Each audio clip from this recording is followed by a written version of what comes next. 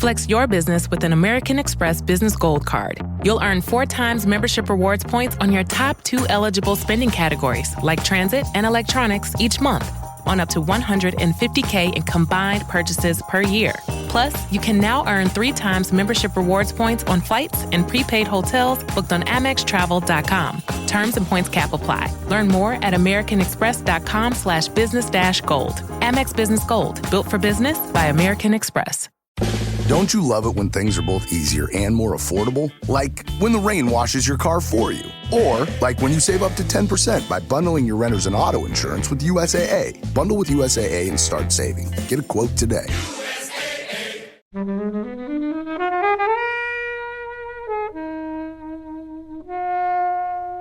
It's a period piece, though, isn't it? That's the thing for me. Oh, you can't say that. Well, that's the truth. It'll be cool, though. This is a period piece. 20th Century Women's a period piece. You've seen The Favourite.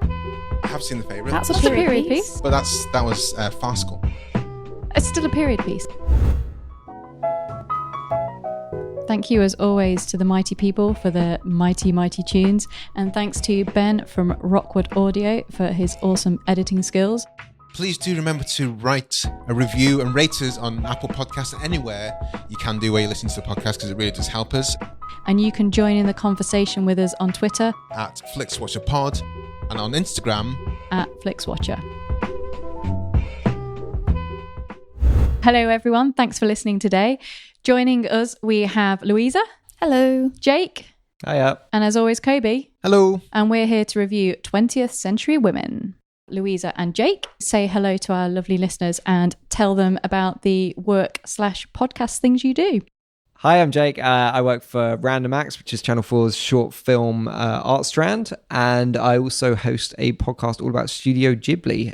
So that's My Neighbour Totoro, Spirit Away, House Moving Castle, all of those wonderful Japanese animations. And that's called? That's called Ghibliotheque with a TH.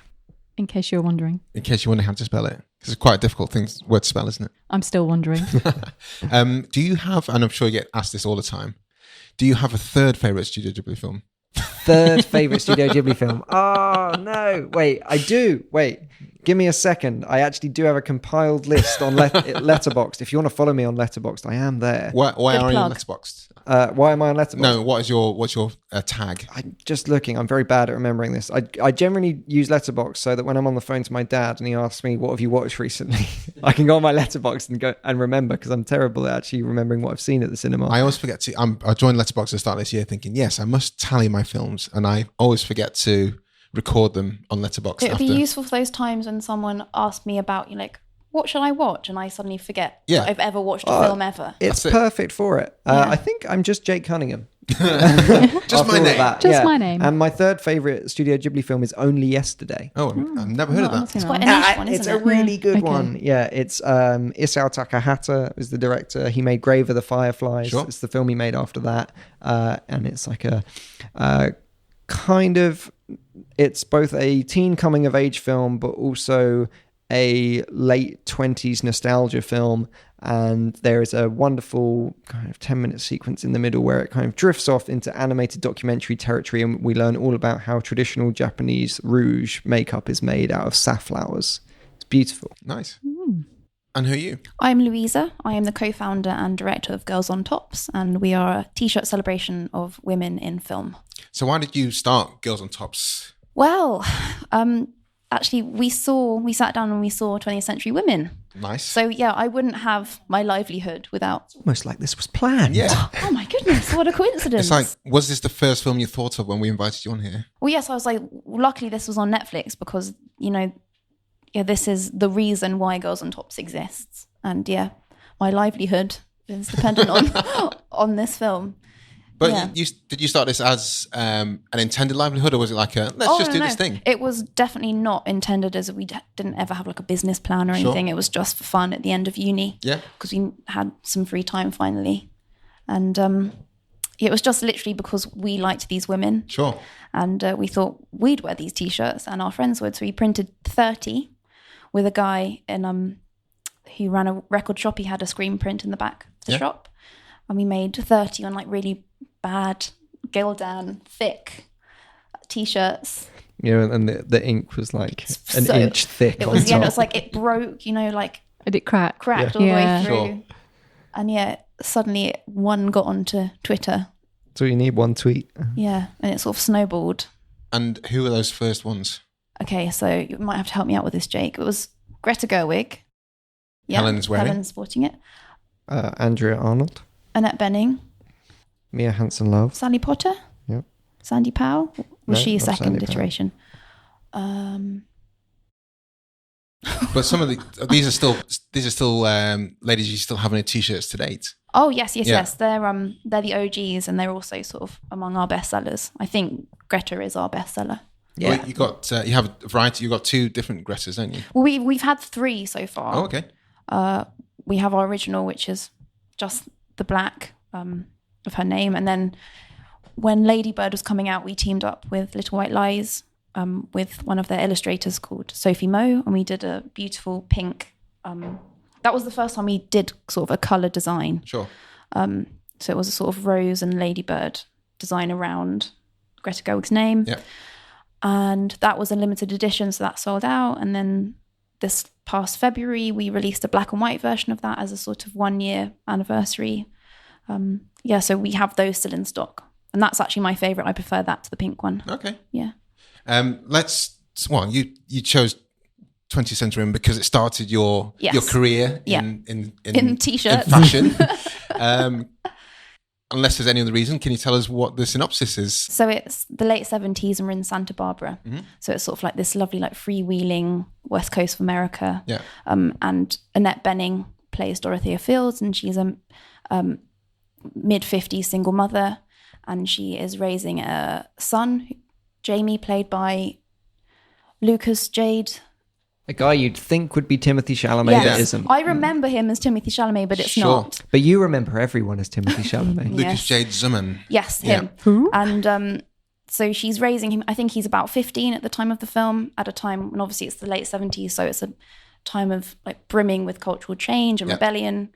And she is, every day she's feeling like she doesn't understand him as he's growing up, and she doesn't have the tools to raise him as a good man in this time. So she enlists the help of a lodger, who is Abbie, played by Greta Gerwig, the wonderful red-headed, David Bowie-esque haired Gerwig in this role, and she's a sort of early 20s punk photographer, very much into feminism. So Annette Bening gets her help, and also the help of Julie, played by Elle Fanning, who is Jamie's love interest, but also a sort of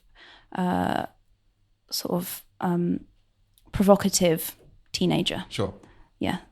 And you've also got Billy Crudup as the most handsome man. Yes. The most handsome man, is that his title? Yeah, I think that's the character No, name. he's Sure. called William. So the setting is this beautiful sort of rundown house in Santa Barbara that is being renovated throughout the entire film. Helen, 20th Century Women, what are your thoughts? So you may not be surprised to hear that I love this film. Is this your first time watching it? It was, and I was really surprised that I hadn't seen it before and realised That's why we started this it podcast, was. just so people can tell us about films and and force us to watch it. Yeah. This film is kind of a blueprint for films that I like anyway, but I just really, really, really loved it. I loved the characters in it. I loved the acting in it. I loved the era. I loved the clothes, everything about it. I just really, really, really enjoyed. I mean, Annette Bening is great in this. I mean, everyone's great in it. Even the hottest man, Billy, who I like. I've liked him since Almost Famous, so it's nice to see him in films. And With a lovely moustache. Yeah, great 70s tash. And there's some really great moments in it, and really funny moments, and really emotional moments as well. And it's just, I've just got so much love for this film. So why do you think you hadn't watched it beforehand? I don't know, it might have been on a list, or it might just have been that I just missed it at the cinema and didn't realise that Greta Gerwig was in it. I don't know. It's a strange one. Also, I really love the soundtrack as well. Oh, the soundtrack is soundtrack. wonderful. Yeah, it's a great soundtrack. So did you see any film with Greta in? Yeah, I'll like catnip for me. Although never watched the remake of Arthur with Russell Brand. avoid that. I mean, those words are just making me. She sadly is in that. Jake, your thoughts on 20th Century Women?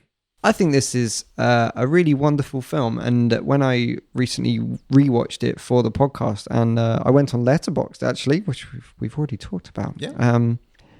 I was putting in a star rating, and I thought, actually, this is pretty much a flawless film. And you don't say that about many. this is a 5-star film for me. It's totally atmospheric.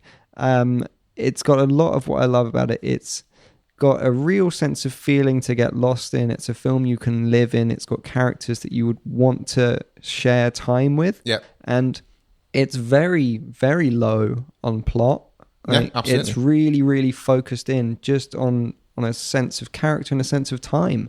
And I think that's wonderful. And that's so often what I will revisit films for. And it was on rewatching this film that I found that a bit more value from it. And it's a film that I will, I think, revisit time and time again. No, this is a comforting film. Absolutely, yeah. And it's interesting that like we find this comfort from it when really there is no parallel between the lives lived in this film and mine at all. But there is obviously something within the characters that there is an affinity with for me to find such a connection to it. I think I remember watching this at the same kind of time as Moonlight and Hidden Figures. And those films for me are all kind of like, I really just enjoy spending time with these guys. And those kind of films have to be written well, they have to be shot well, they have to have that empathy right from the start with these guys. And I think you have that with Annette Bening. She's been one of my favorite actresses for a long time. And even in American Beauty, where she's not, but no one really plays a good character in American Beauty, do they? But she's not the most likable person, but she's still awesome in that. And I think she's just brilliant in this and how she portrays like a motherly, but also very independent mother.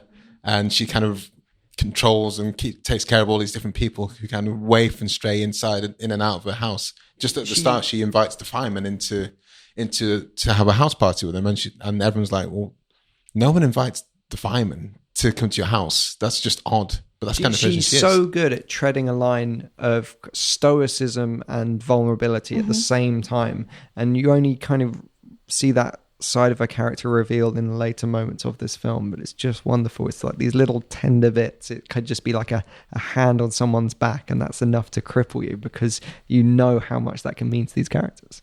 So what was it about 20th Century Women, Louise, that you thought I need to make the T-shirts of these guys? Well, it was a couple of T-shirts featured in the film. Right.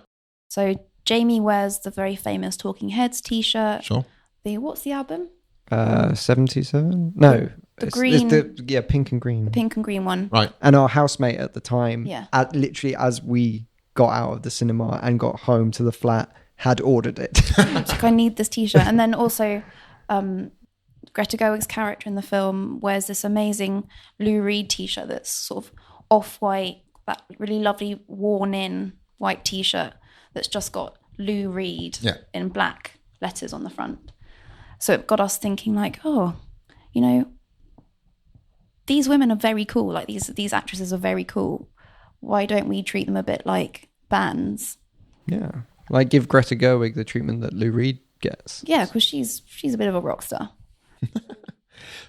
I was just going to say, is that Talking Heads album, isn't it just called, it's Talking Heads, isn't it? Is it that one? There's a number on the end, isn't there? Is it 77? We should know this. We should find out. In this, you also have Elle Fanning.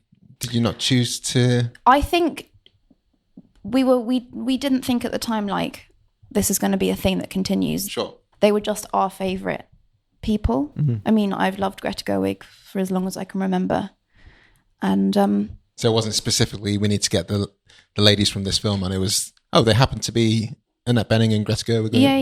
It wasn't we didn't consciously think we'll leave Elle Fanning out of this. She's got quite a way to go. She's pretty young. Yeah, she'll get there. Yeah. I'm sure of it. And she's just been on the Cannes jury, and she's 21. Yeah, is she only 21? Good Lord. When you say she'll get there, it means okay. Well, we'll put it on a T-shirt one day. Yeah. Don't worry, Elle. I'll add her to my list. You'll pay your dues. Yeah. How big is that list? endless. Yeah. Totally endless. It's not a physical list because that would be ridiculous. But Why would it be? Why is that ridiculous? Get a spreadsheet. Let's go. We're going. We'll get when we pull out our spreadsheet later on. Can we color code it? Is that okay? We can color code it. Okay. Based on popularity and the ones that I want. I think last time we met, I put a pitch in for Kathleen Kennedy. Yes. Okay. Yeah. You can go on my list. Sure. Okay. See, based on Greta Gerwig and Andrea Arnold, a Kathleen Illustration. Kennedy. Yeah, clearly that's the key. Yeah. Just alliteration's all you need. Yeah. But is there? I'm going to talk about. I'm happy to talk about your t-shirts. Loads, guys. Go to Girls on Top Tees and buy t-shirts. Buy the t-shirts. Buy them. Yes, thank you. Please do, because a portion of the money goes towards helping fund emerging female talent, and also we have a editorial platform on our website called Read Me. Ella Kemp writes on that. Yes, yeah. And she's my commissioning editor, which is amazing. We pay young female writers to write about films. Fantastic. So, yeah. Is there something about the name though that kind of works? You like the aesthetic of the name when you print it on? Definitely the aesthetics of the name. I mean, Mia Hansen-Love. Yeah.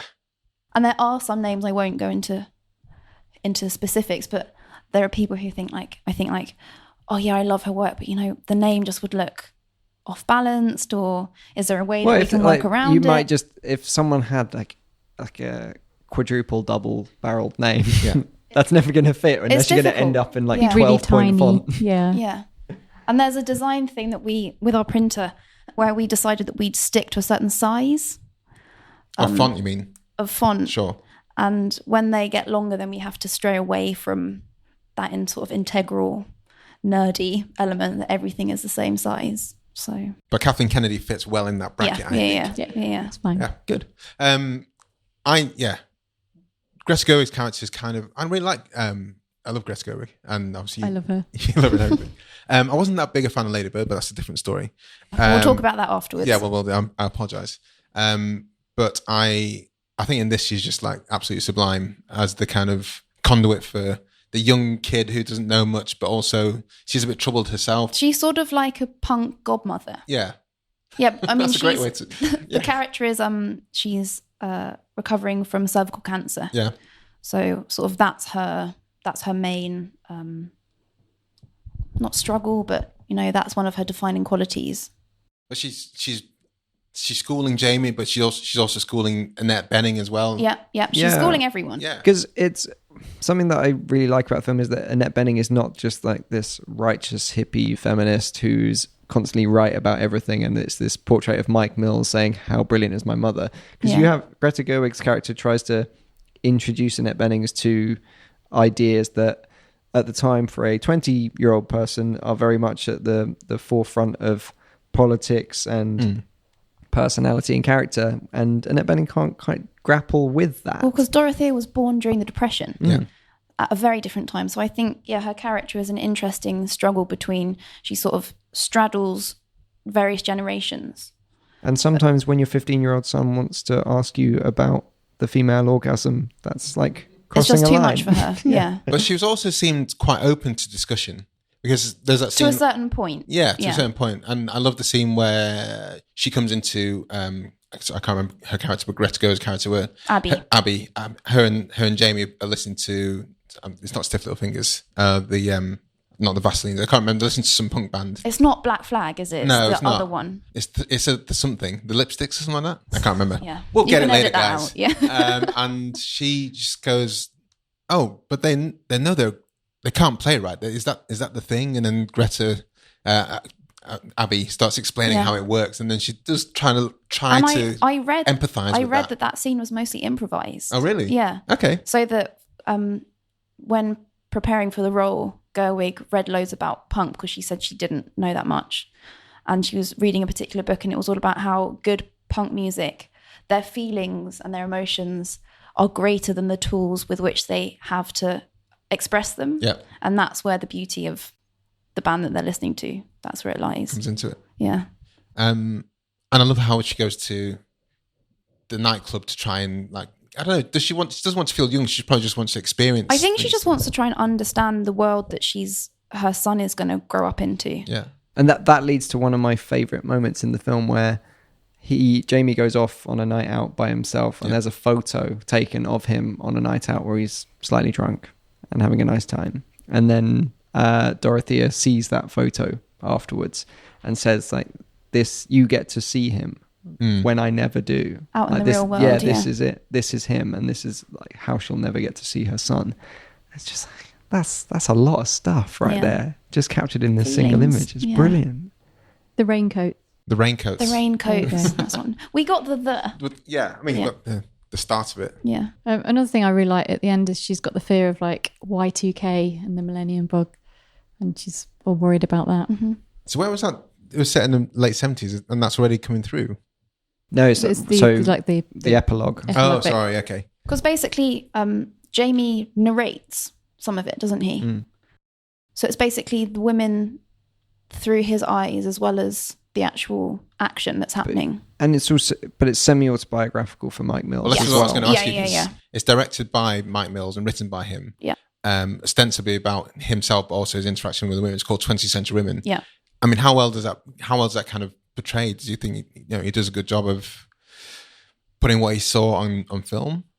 I think so. I mean, I wasn't alive in. Yeah, this is. I mean, more the interactions with the ladies in his life. I think maybe it's something that was very specific to him. Sure. Yeah, I found it so funny when we watched this with your mum, who is from the south of England and grew up at a similar time. Oh yeah.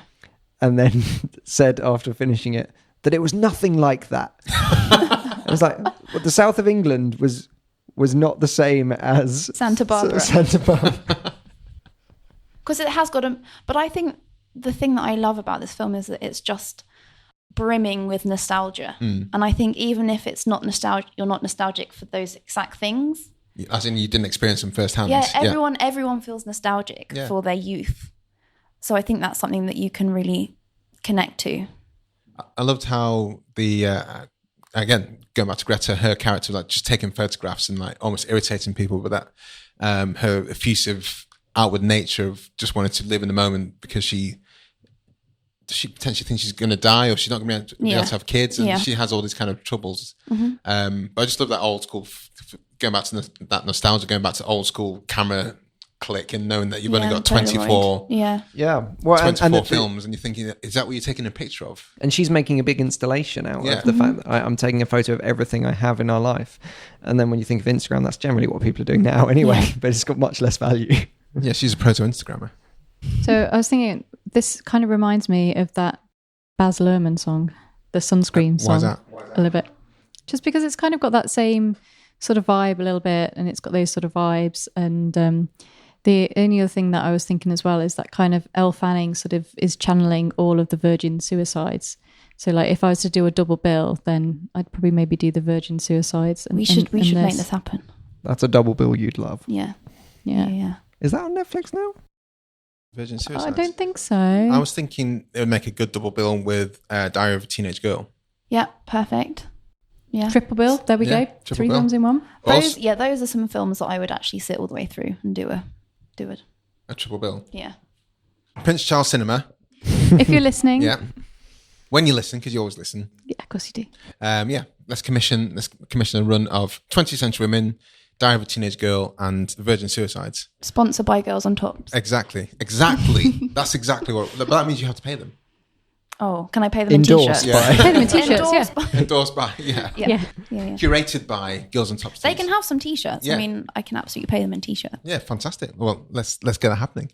I was, obviously not the film, but I just wanted to say, on a scale of 1 to 10, how excited are we about Little Women? 10 out of 10. It's like your dream project, isn't it? Mentioning my mum again, actually, this morning, she was like, oh, because this is a film that we've all been, like me, have been waiting for. By all of us. waiting for a long time and, very aware of. And she was like, oh, have you heard of that new film, Timothée Chalamet? Film. Yeah, as though this was like some breaking news. I was like, yes, I've been waiting for this for 15 years. So tell us about it. I know Greta Gerwig's behind it. I've never read the book because I think maybe it just didn't interest me as a kid.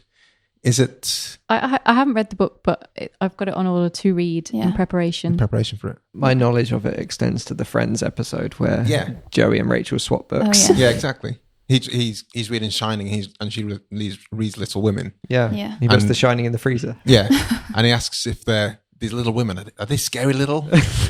That's all I literally know about it. Well, it's Laura Dern, Yeah. Meryl Streep, Emma Watson, Saoirse Ronan, Florence Pugh. and Timothée Timothée Chalamet. T-shells. So, I mean, you can't turn that down, can you? I mean, that's a... It's a period piece, though, isn't it? That's the thing for me. Oh, you can't say that. Well, that's the truth. It'll be cool, though. This is a With the period taste. piece. 20th century It's a women's a period period piece. You've seen The Favourite. I have seen The Favourite. That's a That's a period period piece. piece. But that was farcical. It's still a period piece. still a period This piece. won't be a straightforward, like Sunday afternoon period drama. I don't think it will be quite Marie Antoinette, though. Yeah. No, I think it'll definitely be aesthetically pleasing in a way that Greta does. From that point of view, I'd be really interested to see how Greta presents it on screen, because that's the thing about period pieces Yeah. of the Pride and Prejudice kind of ilk. Yeah. That's a lot of the attraction for people, is how Yeah. it looks on screen. That's why I've never been interested in Downton Abbey. I'm not interested in what things look like in that kind of way, but I'd like to see how Greta portrays that onto screen. I had a similar thing, and then I wasn't that much swept up in the idea of like the costume in the period and that. Yeah. And then earlier this year, I watched Laszlo Nemes's film Sunset, Right. which is set in the early 20th century in Hungary. And I suddenly felt like, I've grown up, because Now you can understand. someone walked outside into a field, and I thought, God, these hats look great. Shaking your head there. I can't believe you're making us get away from 20th century women Yeah. talking about... Sorry. Well, let's go into the scores. Let's keep talking about 20th century women. Okay.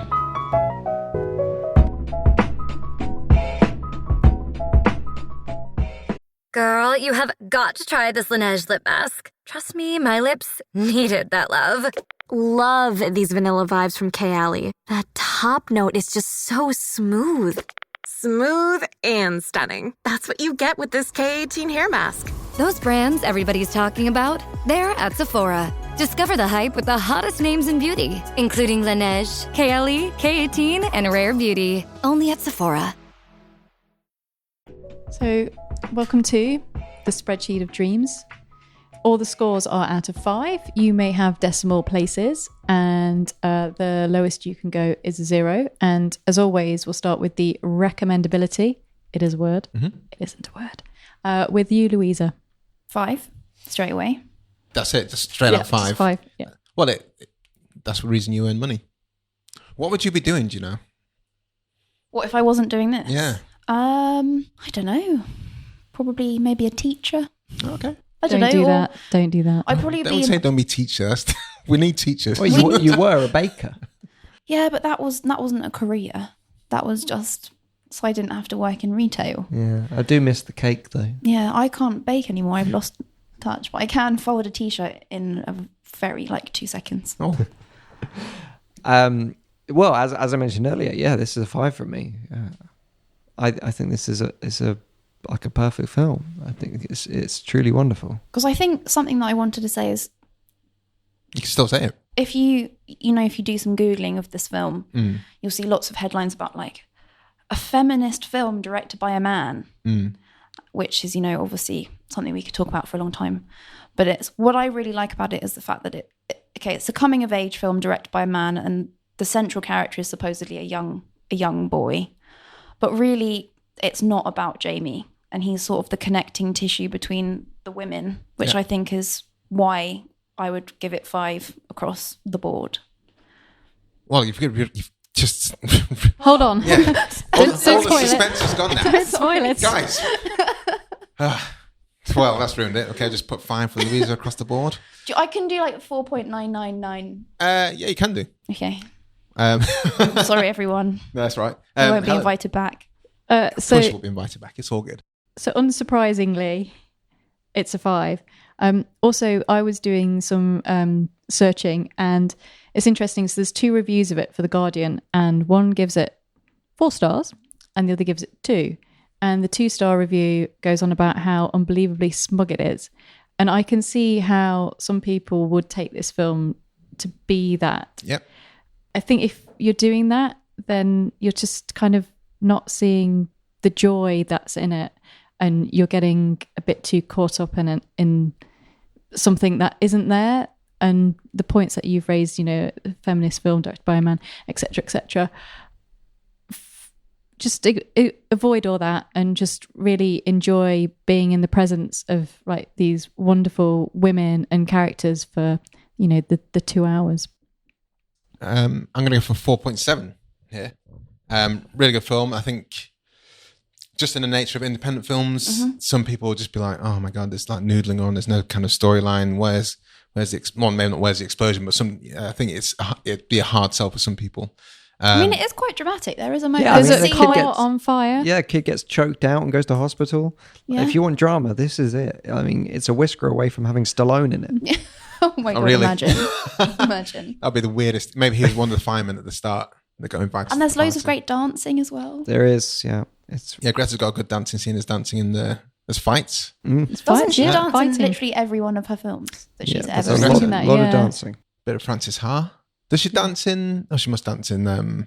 She's not even in Lady Bird. What am I even talking about? Maybe she was dancing just with the camera. Saoirse Ronan. Dances in Greenberg. I can't remember.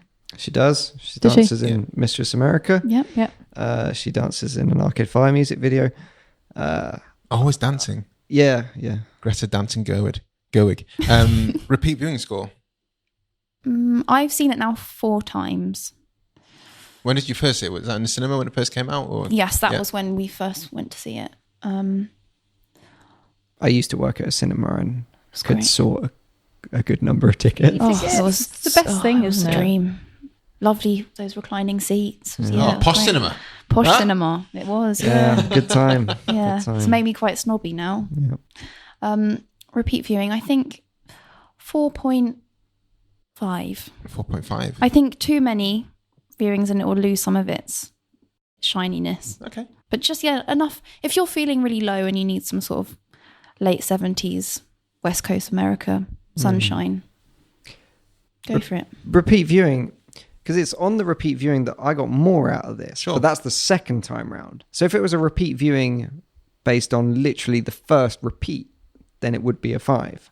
But then maybe I'm with Louis, like maybe on the 8th or 9th or 20th viewing, it may not be the same. So I'll stick with you on the 4.5 as well. Helen. I'm going to go for a 4. I've seen this once, and this is a film that I'm going to go back to lots and lots. Yeah. I'm going to 4.1. I really enjoyed it. I think I've seen it 4 times.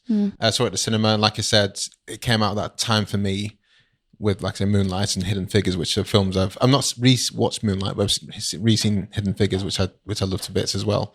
It's one of those films I can think, yeah, I've not seen it for a while. I'll put it on, and there's always things that come back to me things I forget. Like in this rewatch, the line where she says to Billy Crudup's character, "You don't have very many funny lines, do you?" Just that kind of how she pitches out, out of nowhere. Those kind of things really, really help me, hook me into it. Sitting watch a table of people scream about menstruation. Yeah, exactly. That's what you need sometimes. I mean, there's a lot of wisdom in this film. Yeah. Like, you could write essays on this film. Things that come out of it. I can't remember what score I said. 4.1? Yes. Yeah. Let's go 4.1. Small screen score.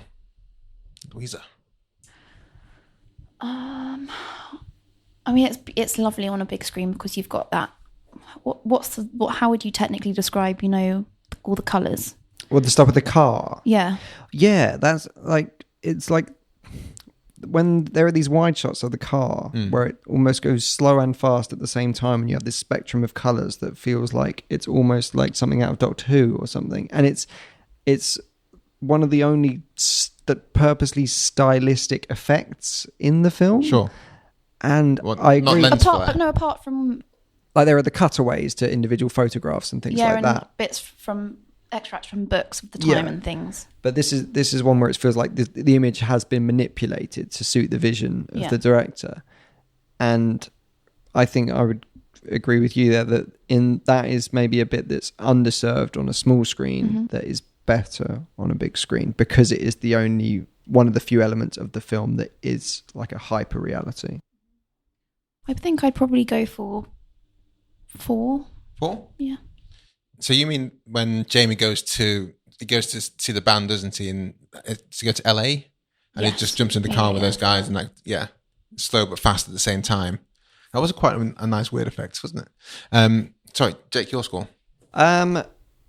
I have not watched this on a phone or like a really small screen, and I feel like it wouldn't benefit from that. Don't ever do that, Well, please. we tend to talk about TV screen versus cinema. TV screen. Well, repeat viewing, as I said, that was on a TV screen, and that was what made me bump it to a 5-star. But I would love to see it in the cinema again. I'll err on the side of caution and go with a 4. Helen. So I sadly did not see this at the cinema. Wah. Harsh. Oh, yeah, sorry. Really harsh. Which is a great shame. But I think something about the nostalgia really does work if you're kind of watching it on a TV thing as well, and you can really get into that. So I'm going to give it a 4. I'm going for a 5 here. I saw it in the cinema, but I don't think I got that much more out of it. I think maybe actually in the cinema I was maybe enjoying the music and the soundtrack more. Because you didn't have the reclining seats as well. I've never watched with reclining seats, but It's nice. I think the sound probably works better. But I think visually wise, I don't think I got anything more from it at home viewing than I did in the cinema. So yeah, I'm going to go for a 5. Engagement score. Louisa. 5. So predictable. Well, you did lay it out, but you I haven't know, actually, I'm sorry, you didn't say you're going to do everyone. 5. You've gone 5, 4.5, 4. This is only a second 5. Sorry, that's not 4. You and Jake are tallying in a moment. What are you going for, Jake? For me, this is an extremely engaging film and really ties into a lot of my tastes. But I can see a lot in it that wouldn't be that engaging for a lot of people. I'm frowning right now. I know you're frowning at me, but you're frowning at the other people. What is there not to be engaged by? Well, no, it's quite meandering, and there's not a lot to cling on to. If you join this halfway through, I think that Yes, would be a that's true. challenge. And in that respect, it's not that engaging, particularly if it's on Netflix, where someone is more likely maybe to dip in and out of it. Really? Surely, but Netflix, you start at the start. I have to really purposely sit down and go, right, Netflix, let's do it. Yeah. Really? Yeah. Yeah, because it's not like Channel 4, E4, where you just switch it on at like 9:15 and you're into the film because that's all you have. Okay. I don't think. Yeah, Karen, I'll give my points in a second. No, I do a lot of Netflix. For me, is just kind of background stuff sometimes as well. I also am very bad at not watching it all in one go on Netflix. I think that's one thing you can do with Netflix, certainly. Yeah. But I would still say I'd put it on with a purpose to put it on. Yeah. I mean, it's such a joy. Yeah, I will go with 4. Helen. So if you've listened to this podcast before, you know I'm a big fan of a 90-minute film. This film is 1 hour and 59 minutes. It did not feel like that. I enjoyed every minute, and sometimes films can be 2 hours if they are this good. I was thoroughly engaged throughout the whole film, completely engrossed in it, so 5. I'm going to go the other way to you. I think it's a bit too long. I do think it's a touch long. Or maybe that's kind of pays into me forgetting certain parts of it and remembering them when I see them again. But at 2 hours long, for me, I think if I was to have this alongside other films of this kind of like what kind of noodly independent films I want, and this is 2 hours on the list, I probably wouldn't think to go to it. When it's on though, it's fun. I'm gonna go for a 3.9 on this. I think I know, which is boom, gives it a score of 4.48, which is pretty hefty. You Is round that that a up to good 4.5, don't you? No. No, you can, because You then you don't can round round the it. whole thing up to No, 5. it's 4.481, so yeah, it stays at 4.48. Yeah. So let's have a current kind of eyeballing of the top scores.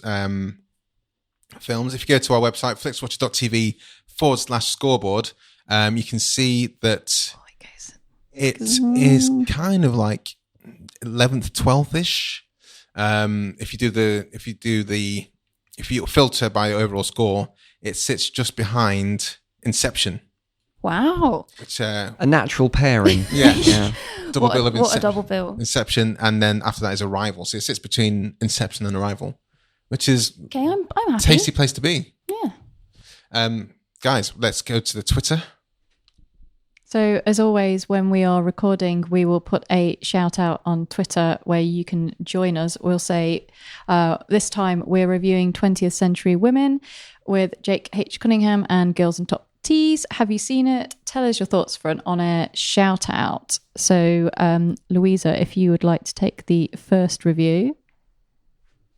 Just want to say that Annette Bening wears some really great shirts in this film as well. I would wear them all. It's a strong game. Yeah. Hold on. For some reason, Twitter's not refreshing. Oh, Twitter's gone down. Something is technically wrong. What? So, in the great Twitter outage of the 11th of June, July. On the great Twitter outage of the 11th of July, 2019, 8:30, or 2029 precisely in the UK, Twitter's gone down. We don't know what to do. We had a few reviews. Unfortunately, we can't hit them up. So what we're going to do, guys... This is like the beginning of a Black Mirror. It is. Yeah, we're looking outside. Things are on fire. Going a bit dark. Dogs and cats getting together. Yeah.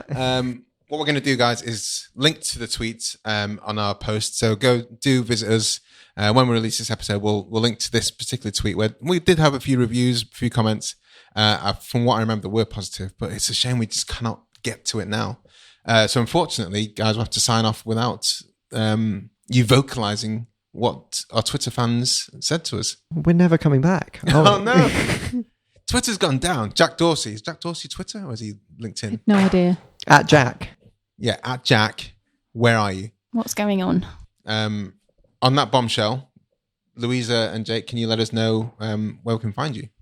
Yeah, you can find Girls on Tops across social media at Girls on Tops. Not today, though. No, not today. Not on Twitter, but Facebook and Instagram. And also you can buy our T-shirts. If you just Google Girls on Tops Tees, you'll find us. Before we go, I don't want to say maybe who's the most famous person, but it's good that people are wearing the T-shirts with their faces on. That must have been a really cool kind of surprise. Well, for I you. can whittle off a list give of us a who's list. worn Yeah. them. Okay, so Greta Gerwig has actually worn a T-shirt. Of herself? No, Agnes Varda. Ah. For a cover shoot for Stylist magazine. Yeah. Which was...